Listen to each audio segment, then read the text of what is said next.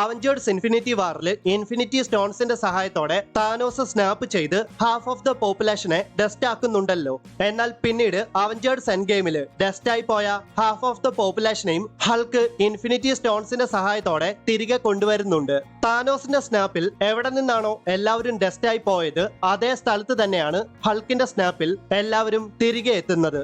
Example ആയിട്ട് പറയുവാണെങ്കിൽ Hawkeye എന്ന സീരീസിൽ എലേന ബെലോവ ഡസ്റ്റ് ആയി പോയ അതേ സ്ഥലത്ത് തന്നെയാണ് അവൾ വീണ്ടും പ്രത്യക്ഷപ്പെടുന്നത്.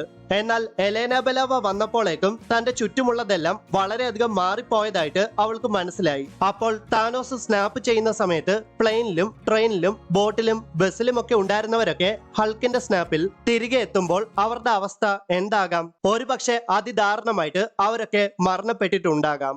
അതിന് മറ്റൊരു ഉദാഹരണം ഞാൻ പറയാം. അതായത് സ്പൈഡർമാൻ ഫാർ ഫ്രം ഹോമില് താനോസിന്റെ സ്നാപ്പിൽ ഡസ്റ്റ് ആയി പോയ ഒരു മ്യൂസിക് ബാൻഡ് ടീം അവർ അപ്രത്യക്ഷമായ അതേ സ്ഥലത്ത് ഒരു ബാസ്കറ്റ്ബോൾ മത്സരം നടക്കുന്നതിന്റെ ഇടയ്ക്ക് പ്രത്യക്ഷപ്പെടുകയും പ്രത്യക്ഷപ്പെട്ടവരും അവിടെ ഓൾറെഡി നിൽപ്പുണ്ടായിരുന്നവരും തമ്മിൽ കൂട്ടിമുട്ടി പരിക്കുകൾ പറ്റുന്നതായിട്ടും നമുക്ക് കാണുവാൻ സാധിക്കും. ഒന്നെങ്കിൽ നമുക്ക് ഇങ്ങനെ അനുമാനിക്കാം, അതായത് എന്തായാലും ഹൾക്ക് സ്നാപ്പ് ചെയ്യാൻ മെന്റലി നന്നായിട്ട് പ്രിപ്പയർഡ് ആയിരുന്നു. ഹൾക്ക് സ്നാപ്പ് ചെയ്യുമ്പോൾ ഹൾക്കിന്റെ വിഷ് അല്ലെങ്കിൽ ഹൾക്ക് ആഗ്രഹിച്ചത് ഡസ്റ്റ് ആയി പോയവരെല്ലാം സേഫ് ആയിട്ട് തിരികെ എത്തണമെന്ന് തന്നെയാകാം.